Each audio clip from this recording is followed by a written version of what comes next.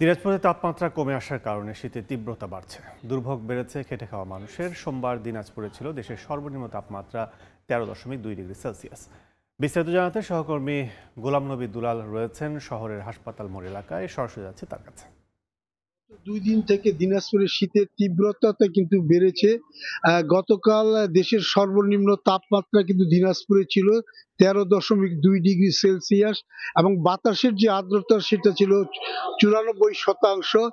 এই 94% আর্দ্রতা থাকার কারণে ঠান্ডা বাতাসের যে প্রকোপ সেটা ছিল অনেক বেশি। তবে আবহাওয়া অধিদপ্তর যেটা জানিয়েছে যে উত্তর দিক থেকে মৃদু শীতল বাতাস প্রভাবিত হয় তাপমাত্রা কমতে শুরু করেছে। আগামী কয়েকদিনের মধ্যে তাপমাত্রা কিন্তু আরো কমবে বলে তারা জানিয়েছেন।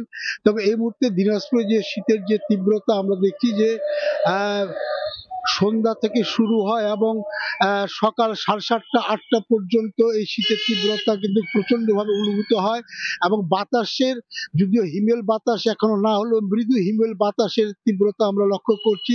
আবার আরেকটি বিষয় হচ্ছে যে এই সময়টাতে বিশেষ করে যারা খেটে খাওয়া মানুষ, যারা ছোটখাটো যানবাহন চলাচল করে, তারা যেটা বলছেন যে এই ঠান্ডার কারণে তারা বের হতে পারেন না, বের হলেও যাত্রীদের যে আপনার সেভাবে তারা যাত্রী পান না, এটা তাদের জন্য আরেকটি সমস্যা। আরেকটা বিষয় হচ্ছে যে এই সময়টাতে বিশেষ করে আমরা লক্ষ্য করছি যে যারা শিশু, বয়স্ক এই মানুষগুলো কিন্তু সবচেয়ে দুর্ভোগে পড়ে এবং রোগে আক্রান্ত হয়। সর্দি, কাশি, নিউমোনিয়া এবং ডায়রিয়া। আমরা দেখছি যে দিনাজপুরের যে হাসপাতালগুলো রয়েছে, বিশেষ করে জেনারেল হাসপাতাল, দিনাজপুর মেডিকেল কলেজ হাসপাতাল এবং অরবিন্দ হাসপাতাল, সেখানে খোঁজ নিয়ে দেখা গেছে যে শিশুদের আক্রান্তের সংখ্যা কিন্তু অনেক বেশি। এবং আরেকটি বিষয় হচ্ছে যে এই সময়টাতে আপনার যেহেতু আমনের মৌসুম, ধান কাটা, শ্রমিকরাও কিন্তু আপনার যারা ধান কর্তন করে জমিতে, তারা তারা কিছুটা সময় সমস্যায় পড়েন। এবং যেহেতু শীতের প্রকোপ দিনে দিনে বাড়ছে, এটা কিন্তু আরো বাড়বে, কারণ ডিসেম্বর মাস পড়ে গেছে এবং ডিসেম্বর, জানুয়ারি, ফেব্রুয়ারি পর্যন্ত এই শীতের যে আমেজ বা প্রকোপ থাকে। তবে কুয়াশার যেটা দাপট সেটি কিন্তু রাত্রে এবং ভোর পর্যন্ত থাকলেও সেটা সূর্য ওঠার পরে কিছুটা আপনার কেটে যায়।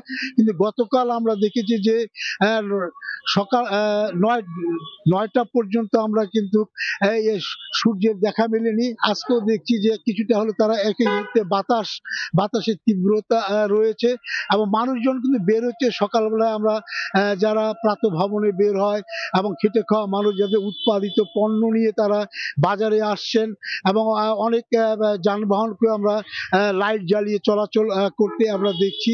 এবং এই শীতের তীব্রতা এটাকে নিবারণের জন্য যারা দরিদ্র অসহায় মানুষ রয়েছেন, বিশেষ করে যারা ফুটপাতে থাকেন, বিশেষ করে রেলওয়ে স্টেশন, বাস টার্মিনাল, তাদের তো দুর্ভোগ রয়েছে।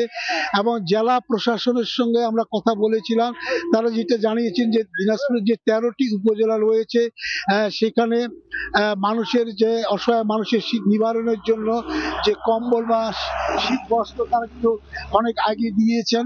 এবং জেলা ত্রাণ পরিবেশন কর্মকর্তা তিনি বলেছেন যে আমরা উপজেলা নির্বাহী কর্মকর্তাদের মাধ্যমে এসব কম্বল তারা দিয়েছেন। এবং আরেকটি বিষয় হচ্ছে যে এখন আমরা দেখছি যে শীতের যে বিষয়টি সেটি হচ্ছে যে যারা দরিদ্র মানুষ তারা তো কষ্টে রয়েছেন এবং তারা যেটা বলছেন যে এই মুহূর্তে সরকারি পর্যায়ে যদি আরো তাদেরকে শীত বস্ত্র দেওয়া যেত তাহলে তারা কিছুটা হলেও আপনার স্বস্তি পেতেন। এবং পুরনো কাপড়ের মার্কেটে আমরা দেখছি যে বেচা কেনা অনেক বেড়ে গেছে। তো আমার কাছ থেকে শীতের সর্বশেষ এই ছিল। শীতের তীব্রতা বাড়ার খবর জানতে এতক্ষণ সরাসরি ছিলাম দিনাজপুরে।